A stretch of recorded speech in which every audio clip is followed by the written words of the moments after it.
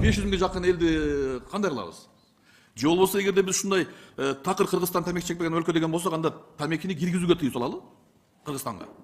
Вот ошол жерде Улукбек Зулпукарович, сиз туура айтасыз. Мен кафелерде атайын кабинка болсунчу деп ушундай сунуштагам, айткам. Аны действительно. Бирок менимче мамлекеттик жана муниципалдык имараттарда таптакыр тамекини чеккенге болбойт да. Себеби негизи ошол тамекини ташташ керек мамлекеттик кызматкер. Эркити көрсөтүш керек. Спорт менен маш кылыш керек. Анда мыйзамга Спортко жакын болуш керек. Дастан Далабаевич. Бул наркотик да, чындыгына бул баңгизат да, ачык элечи. Дастан Далабаевич. Ошон үчүн көбүнчө жарандар ташталбай жүрөт да, баңгизатты. Жоопту касызбы? Анда мыйзамга киргизели. Мамлекеттик кызматка тамеки чеккендерди алынбасын кызматка. Тыюу салалы. Тамеки чегип атасыңбы, кызматка кирбейсиң. Сен үлгү болушуң керек. Жок, туура айтасыз. Негизи керек болсо ушундай кодекске киргизиш керек. Сунуш бериңиз ошондой норманы.